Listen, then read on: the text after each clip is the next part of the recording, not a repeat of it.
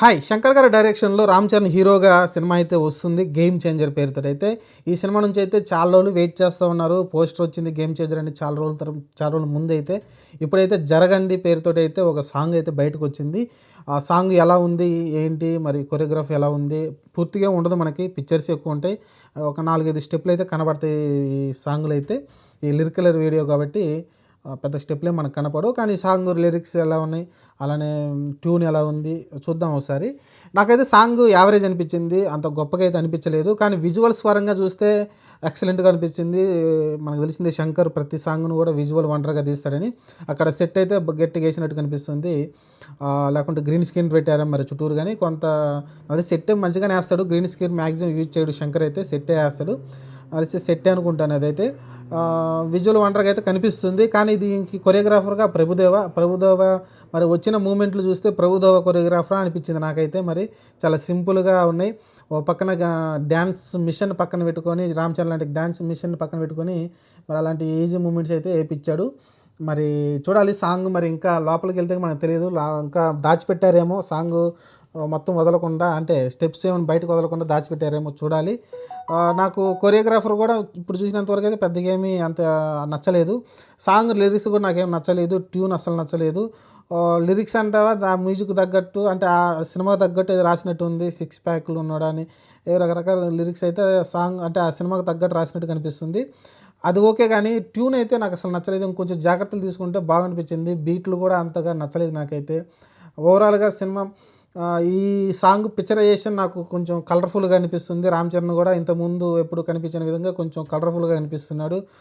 అలానే ఖైరాద్వేన్ కూడా కొంచెం డిఫరెంట్గా కనిపిస్తుంది. అంటే మంచి కాస్ట్యూమ్స్ అయితే మంచిగా కనిపిస్తున్నాడు. రామ్ చరణ్ కూడా 4 కాస్ట్యూమ్స్లో కనిపించాడు.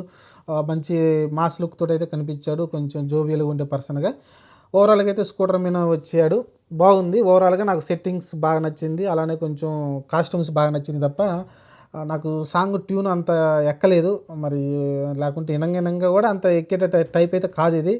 కొన్ని సాంగ్స్ నిదానంగా మైండ్కి ఎక్కుతాయి. నేను 4 సార్లు విన్నాను. 4 సార్లు విన్నా కూడా పెద్దగా అయితే నాకేం నచ్చలేదు. తమను ఫస్ట్ సాంగ్ ఫెయిల్ అయ్యాను అనుకోవచ్చు. మార్కులు ఓన్లీ ఆ కాస్ట్యూమ్స్కి అలానే ఆ పిక్చరైజేషన్కి అయితే ఎక్కువ మార్కులు అయితే పడతాయి తప్ప మ్యూజిక్ అయితే అసలు మార్కులు అయితే పడే అవకాశం లేదు. మరి మీరేమనుకుంటున్నారో ఈ జరగండి సాంగ్ చూడండి, చూసి మరి మీ కామెంట్ అయితే చెప్పండి. మరి సాంగ్ మీకు ఎలా అనిపించిందో. నాకైతే యావరేజ్ అనిపించింది.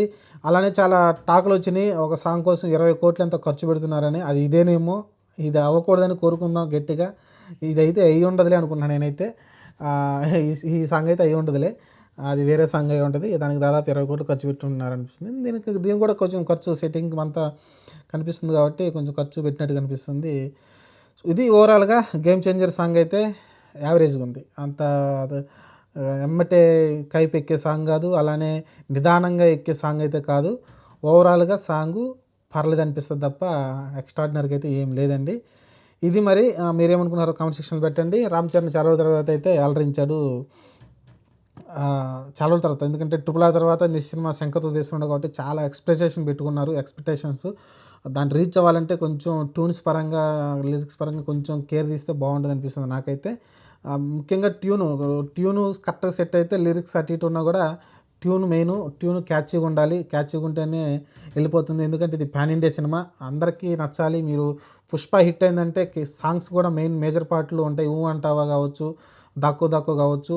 ఓవరాల్గా అది కొంచెం అందరికైతే కనెక్ట్ అయ్యారు. అలా కనెక్ట్ అవ్వాలంటే క్యాచీగా ఉండాలి. సాంగ్స్ చాలా ఇంపార్టెంట్ ఇలాంటి సినిమాలకి.